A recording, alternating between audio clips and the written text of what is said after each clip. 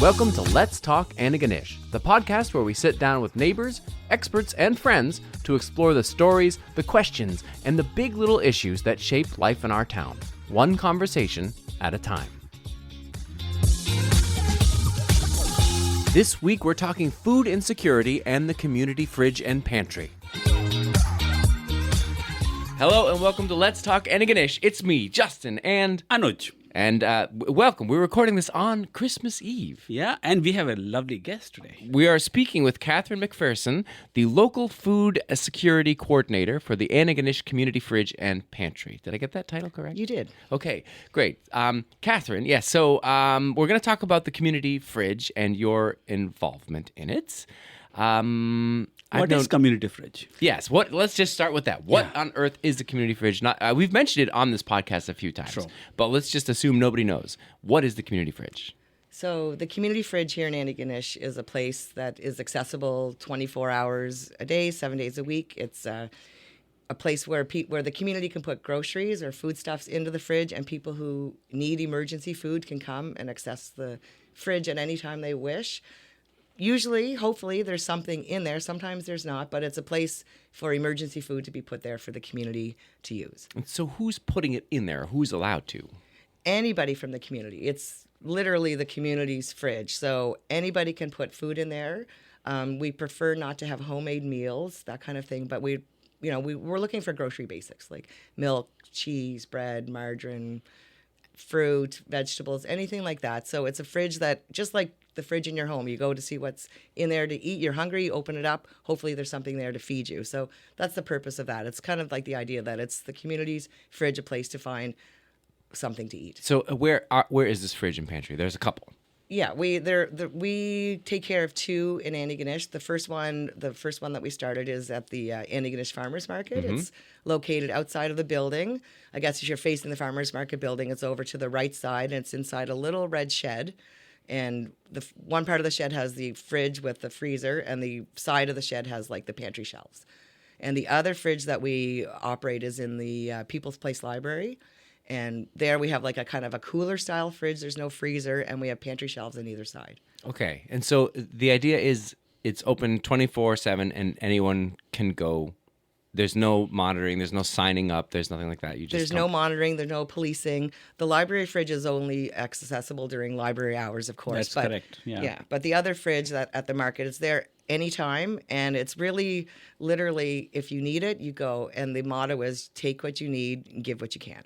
So, a lot of times there are people that show up and maybe they've gotten some food, perhaps from the food bank or something they have in their cupboard that they know they're not going to eat. I just witnessed this the other day. Mm-hmm. Someone came and she dropped off a few items, and then she looked through and she picked a couple items from the pantry because there was something there that she preferred than what she probably was in her cupboard, whether someone gave it to her or she got it from elsewhere. So it's the idea, like people can put in what they're not using in their pantries and pull something out if they want. And how is it different than from the food bank? Because we also have a food bank here. Yes, we have a food bank. So the Antigonish Community Fridge is not part of the food bank, but we do work closely together with each other. So with the food bank, I believe you have to register, and then you can once you're registered with the food bank, you can get a food box once every 3 weeks. Okay. So that's the difference. So, and I believe they get a nice, good supply of food every 3 weeks, but it's limited to every 3 weeks, and it is like on one end of town, so you might need it's a bit of a walk from the downtown core, so it's a little bit far for some people, but people manage. So where our community fridge is a little different, it's when we have food, when the food bank gives us some extra food, we'll stock that, and so sometimes there's like lots of food in the fridge, and sometimes there's not so much. So if you could just back up and say, why do we need, this community fridge and pantry in our community? What is behind that? What is happening in our community that you can reveal? I really think it's just the cost of living has risen so much, and wages haven't met it, and disability payments, if people are living on disability checks or social assistance, those payments haven't matched the price of inflation. Mm-hmm. They haven't matched the cost of living. They haven't really been indexed for a long, long time. So they've been stagnant for years. And now that the cost of food and the cost of rent, the cost of gas, the cost of everything has just risen so high, the incomes just aren't meeting the costs anymore. So, I know that you just said that you don't monitor, everybody comes and there's no policing.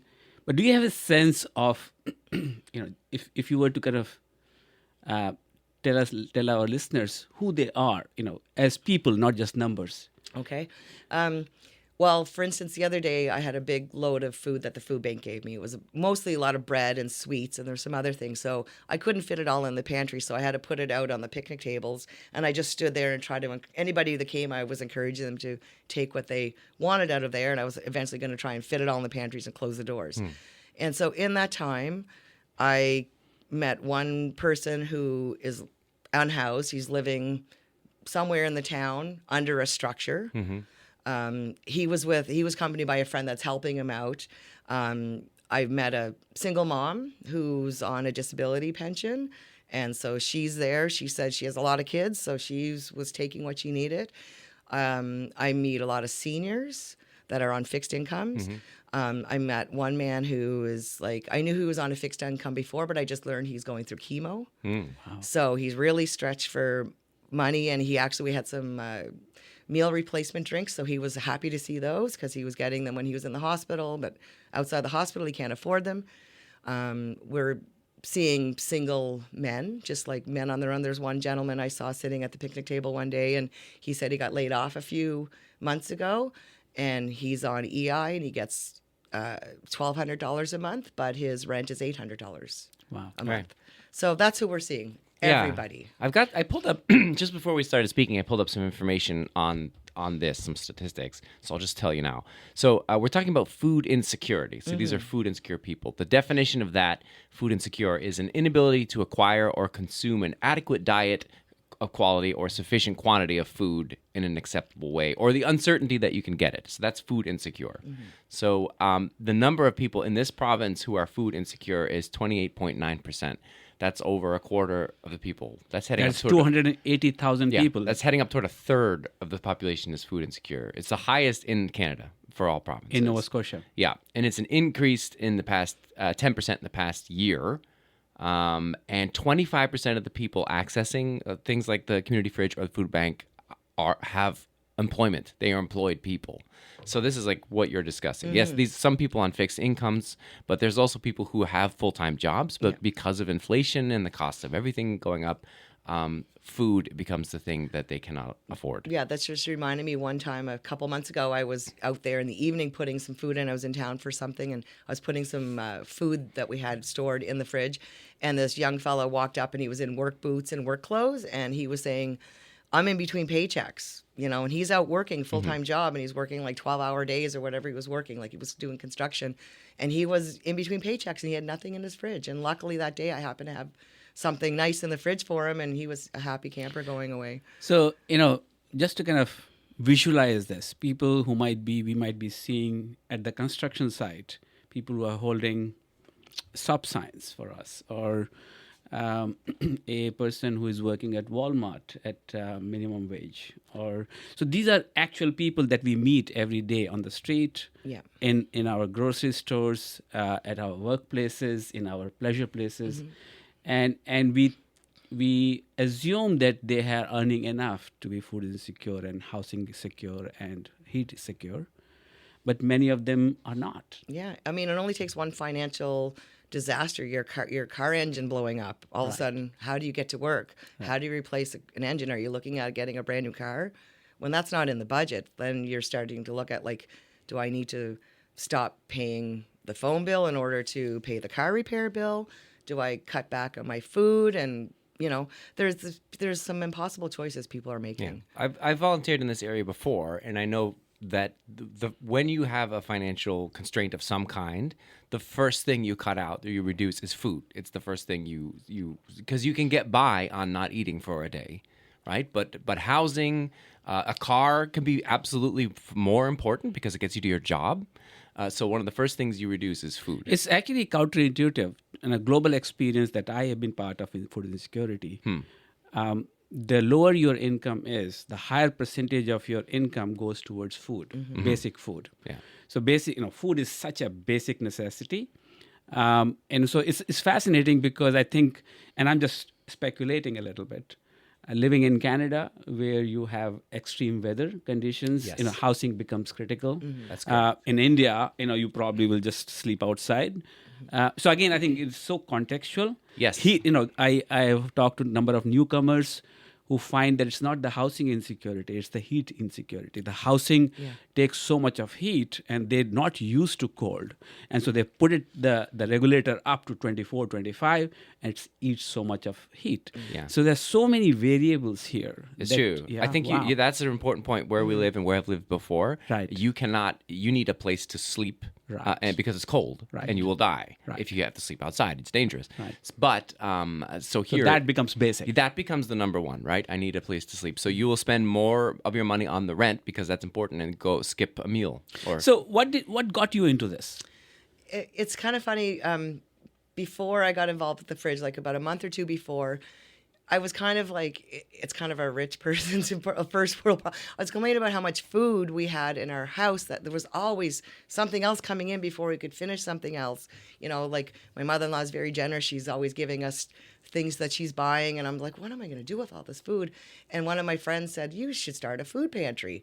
And I kind of heard about it a little bit, but I didn't really know what the concept was. So I started looking into it a little bit and I'm like, gee, how could I do that where would I do that in my community? And it just seemed like such a monumental task. And a couple of weeks later, I was scrolling through social media and I saw for the library, our local library here, that there was going to be a meeting for the Antigonish community fridge for anyone interested in getting involved. I'm like, well, there we go. There's my answer. So I showed up at that meeting. It was September 2022, and I've just been involved ever since. Yeah, and so tell us about the brief history of it. So the fridge started after that meeting in 2022? No, actually, the fridge started. I think it was in early 2022. One of the members of the Antigonish Coalition to End Poverty applied for a grant with the Nova Scotia Department of Communities, Culture, Tourism, and Heritage. So that grant got approved. So I think they opened up the fridge in August 2022, the first fridge at the farmers market. So the grant was used to build the shed. A local business, DeCoast Interiors, donated the fridge to us. Oh, wow. And then from there, I think they had a little bit left in the initial grant to start putting groceries in the fridge. So they initially budgeted to put $500 a week of groceries into this one fridge. And do you have an agreement with the Antigonish farmers? Yeah, that was part of the whole grant, was like to work with the Antigonish Farmers Market, and they host the fridge, the site. So they let us run our fridge off their electricity, and they give us a little storage space inside for some things, and they allow us to use one of their stand-up freezers. So we have most of that freezer where we store food.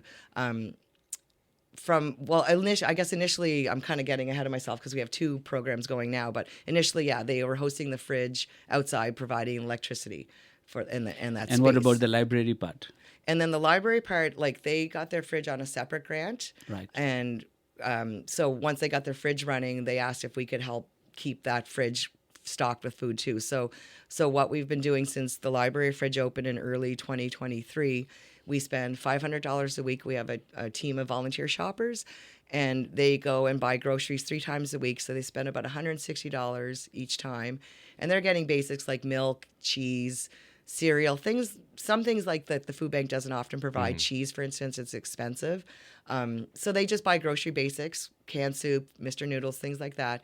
And they stock both fridges. They put about 2/3 of the groceries in the farmer's market fridge, and they come over to the library and they put about 1/3 in there. Fantastic. Wow. So we do that 3 times a week. And we've been doing that ever since, I think, August 2022. So it's been $500 a week up until right now. We continue doing that. Is Sodexo still providing meals? Yes, Sodexo from at St. Avex, they approached us sometime, I think it was in the fall of 2023. They approached us, and they have, what they do is they take food that's not served on their cafeteria lines, they take it back to their kitchen and they package it into like 1 pound foil tubs.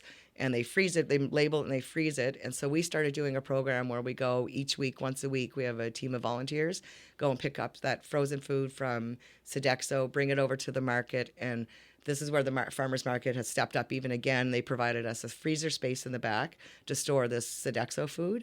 And so what it is, it could be anything from biryani to mashed potatoes to sometimes soups to frozen vegetables. Everything's cooked and prepared food, that perfectly fine food. Sodexo used to just sadly, they used to just throw it away. Now they found a way to not waste that food, and they're giving it to us. So we pick that, and usually it's anywhere between 200 and 350 pieces each week. That's significant. It is significant. Yeah. And it's really making a difference for a lot of people. I know that like when we fill up the fridge and freezer on a Saturday, for instance, if we do the pickup at Sodexo, if I go back in the next day to check on the fridge, most of that stuff has already gone. Yeah. And I know there's one lady that this lady Judy that works for the St. Vincent de Paul Society. She usually meets us on Saturdays. She'll get a load of Sodexo food, and she goes out and she has a lot of contacts in the community. She'll go over to some of the seniors complexes, or she knows of a few house full of like single men that are living together, living on fixed incomes, or seniors or so on, and she'll do food deliveries, and those people are always so grateful. They take everything that she gives them. Yeah, part of food insecurity, one of the reasons that you have it is because of an inability to get to somewhere to buy your food. That's true. So is this food delivery, is that part of this, or is that just an extra volunteer? That's an extra volunteer. Yeah. She's just a lovely lady who just goes above and beyond. Like, for instance, last Sunday we had a turkey dinner at the farmer's market for our community soup gathering, and Judy showed up to take some takeout dinners out to some of her people that she distributes to, and she came back to report that she delivered turkey dinners to 2 single men, and they both cried when they got these meals. They didn't think that they were ever going to get such a lovely meal delivered to them on. That's amazing. On that day. Yeah, I know there was discussion about trying to early on to put up satellite fridges in different communities around the county. Is that something that's been... We didn't really go beyond that. I know that Harvard Bushy, there's a couple down in Harvard Bushy that started their own fridge. Okay. And I was in contact with them early on, but they've seemed to have like figured it out in their end of the county. Okay. Like, so it's kind of, it's quite a geographical distance from the town of Antigonish. They've gotten a lot of support from their fire department and the locals in Harvard Bushy. So I see posts from them on their social medias. They're constantly up filling up their fridge. They've figured it out down there what they're doing. So, in terms of food insecurity, we're talking about so critical, and yet there is a ethical dilemma or a stigma attached to it in some ways. There are some of us, and again I'm speaking out of my own personal experience elsewhere in developing countries, where they are seen as those who are poor, who probably don't work hard enough, or had misfortune or whatever. But there is a whole area of stigma and charity being done to them, as opposed to seeing them with the lens of dignity and food right and a society. Does that conversation come up in your internal discussions at all? Not so much as like the dignity part. Like we understand, what it feels like to have to feel like I need to ask for something. But what I think the biggest stigma is what we're trying to fight is that people are abusing it. Like, oh, you put all this free food here. Someone's just going to come and clean out the whole fridge and just be super greedy and not just think about themselves. And that's not so much what happens. I think what we're seeing is happening is there are groups of people that are living in areas where the income isn't that high in this small little enclave in Antigonish, for instance. And there's a couple people from that area will come and fill up their vehicle and then go to that area and distribute food to others in their area. So I don't know. There's a method in madness here, right? There's a method, but also there is a stigma, and we're trying to reduce that with our soup initiative, where our motto is everyone is welcome at the table. Right. It's not just people who are suffering, struggling with food security. It's like anybody can come. This food is for everybody. Food is a human right, and that's a hashtag I try to use on our social media posts all the time, because that's like the number one thing. Like, we're talking about food here. Like, I don't care if you think somebody's like taking all the food. Like, look, this is donated food. Often it's food that's been discounted at the grocery store. It's food that's a lot of people don't want, honestly, and we're putting it in this cupboard. And if people want to come and take what they need, and if you think they're taking more than they need, well, maybe you should examine yourself and see, like, who cares what they're taking? Let them take it. Yeah. They need it, period. And what's nice about this model is that these fridges are open 24/7. So if you yourself feel any weird, going to a food bank because people are judging you, which this happens, you can go to one of these things when no one is around and grab what you need. So it allows for individuals to get what they need without worry about the stigma. And even the fridge here in the library, it's just a nice little, Corner. and it feels like anyone can just go grab something. Yes. That it doesn't feel like charity. It just feels like a nice. I agree. And there's I something about that which provides dignity for those using it. I think that's the key, right? So you're not monitoring, you're not policing, everybody is welcome. Yeah. Anytime. Yeah. Every time. Yeah. It's fantastic. Yeah, but so talk about these the soup initiative. That's something related to but different to the fridge. It's related to, but it's different. Yes. So when we first started buying these groceries at $500 a week, we were like, geez, that's not a lot of food in the end. When it's a couple cartons of milk, it's a few loaves of bread for each fridge. And it just didn't seem like a lot. You put it in there, one or two people come, and then that food's gone. So there's nothing there for the next person. And it's not because that last person was greedy. It's just because there wasn't a huge amount there. So one of our early volunteers, Damian Welsh, he came in with a lot of passion, talking about setting up systems and stuff. He did a lot of work in logistics out west and so on. And he got talking about the idea of we should find a way to make soup, because soup can be such a nutritious, economical thing that you can make. And a leveler for everybody. Everyone most people enjoy a bowl of soup. I've heard some people say, ugh, I don't like soup. But regardless, Damien was saying, there must be a way that we can come together. We've got this beautiful facility at the farmers market. And I know that's one of the things that they've always wanted to do, is become more involved with the community, is provided a space for the community to use. Let's see if we can find a way to bring this farmers, bring us soup, make soup once a week or once a month or something. So Damien and I hashed that out over a month or two early in 2023, just talking about the idea.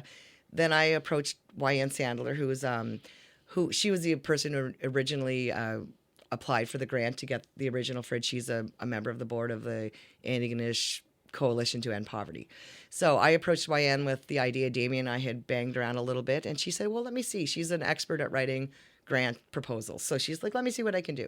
So she did that. And next thing you know, we got approved to start this soup initiative. So what we do is we use the farmers market kitchen space and their dining space. And about every 2 weeks, we come together with a group of volunteers, a volunteer chef, and from whatever food, well, I'm the coordinator now, so whatever food I've managed to forage and find and buy throughout that week, we come together and we make soup. We do a hot soup service, like a hot meal service, and whatever's left over. Our main goal is to freeze a bunch of bowls of soup, freeze them, put them in our storage freezer so that we have food to go out.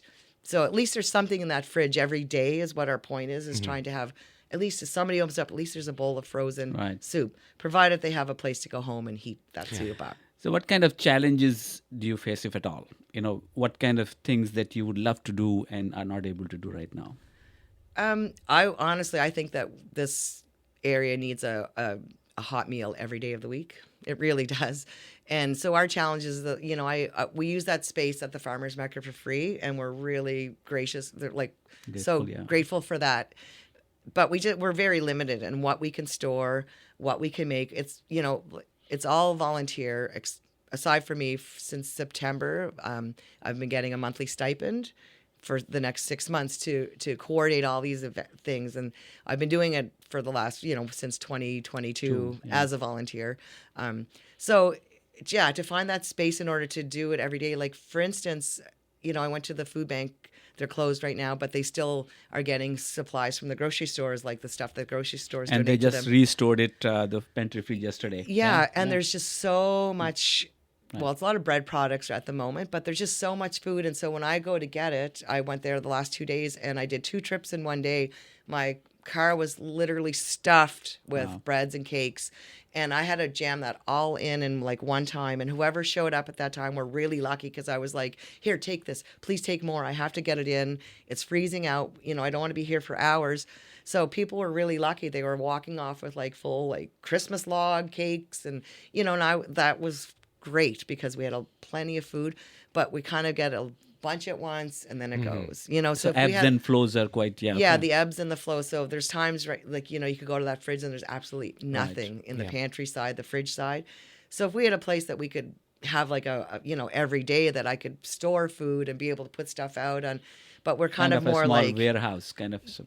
I mean, awesome. It kind of but then we're talking big expenses to Right, start right, housing and all that stuff. So we're working with what we have. So Right. we do what we can, Yeah. and Amazing. Yeah. This is a celebration time. We are approaching holiday times, and so what message would you like to send to Antigonishers? just keep on donating. Just see the people in your community and realize that it doesn't matter who they are. They could have a struggle no matter what their income. And when it comes to food, I mean, food is a human right. People need to eat. And there is so much food out there. It's really a distribution system. It's also a government policy decision that is keeping people food insecure. Yeah. And if there are people interested in getting involved in any way, so either volunteering, donating food, or maybe donating money, is all of that possible? And if so, how? Yeah, all that's possible. We accept e-transfers. We have an email set up. It's antigonishcommunityfridge@gmail.com. You can send an e-transfer to that. We're not a registered charity, so we cannot give tax receipts.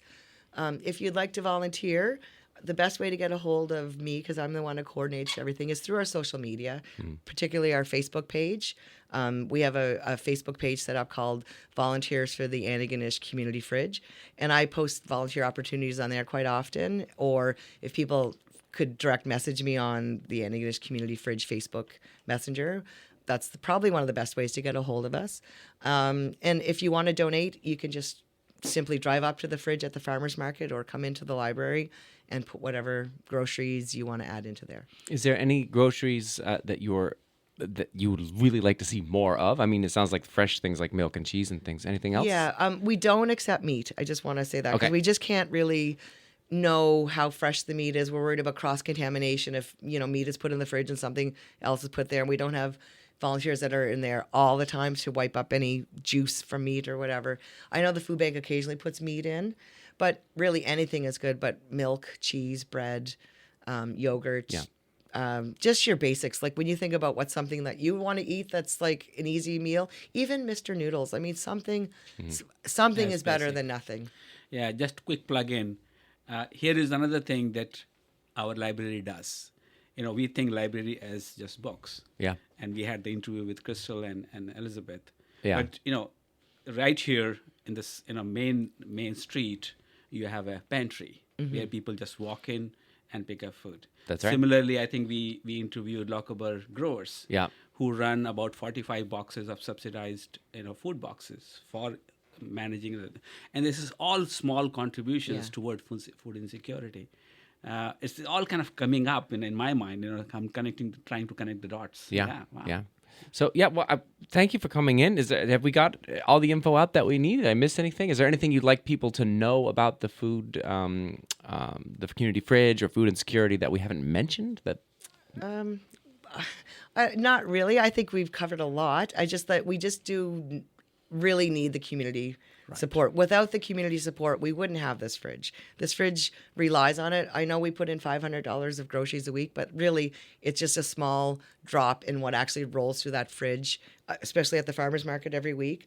So every bit helps. Even if it's just one can of soup, that's one meal for somebody that... And the easiest is that email, that e-transfer is easier. Right? If you want to make a cash donation, I can accept cash as well. If you see me in person, people have actually handed me money in the grocery stores when I got chatting with what I'm doing, And it seems like, if I had to guess, that things are going to get worse before they get better because there's been an uptick in December. That's one of the reasons we thought about doing this now. Yeah, and also I think, I was hearing a story in CBC yesterday. Mm-hmm.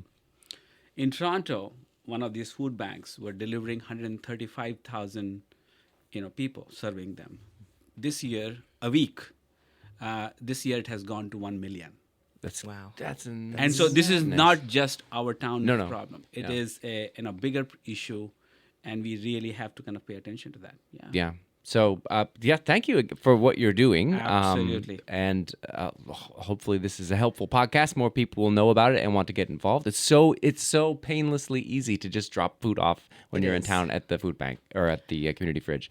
So I encourage people to do that. And once you give the food, try not to worry about who's taking it. Just let people have it. That's what I'm like. There's when we first started this, when me and my husband started getting involved in it, we struggled a little bit, like somebody taking too much. But we learned that like it doesn't matter in the end. I learned that, and that is true of soup kitchens as well. Yeah. Like if you're a person there taking that, it's because you need it for some reason, and there's no reason to question. People motives. aren't just coming for their jollies to just go take all the food because like they're I could save myself $10 this week. It's not really working like that. It's, so what you donate will go to someone who needs it. That is the reality. guaranteed. Wow. And every penny that we get basically goes back into the fridges, goes back into our soup pots. Yeah. What an amazing initiative. Yeah. Well, thank you for coming in, especially on Happy Christmas holidays. Eve. Yes, yeah. happy So holidays, Merry happy Christmas. holidays, and best of luck. Thank you. Thank you for listening to Let's Talk Antigonish. If you like the podcast, don't hesitate to subscribe. Just go to letstalkantigonish.ca and click. Voila! You'll receive new episodes right in your email inbox. This podcast is a labor of love. Please consider making a contribution, small or large. Maybe a monthly subscription. Depending on the level of public support, we would like to engage local producers and journalists to create more regular deep dive news stories about life here in Antigonish. Right now, it's just Anuj and I doing this in our free time. You can read all about the podcast and ways to support us at letstalkantigonish.ca.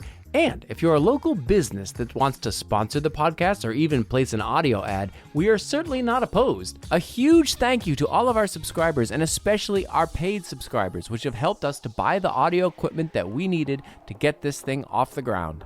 And remember to get in touch with us if you have an idea for a future episode or a burning question about life in Antigonish that you want us to explore and get answers to.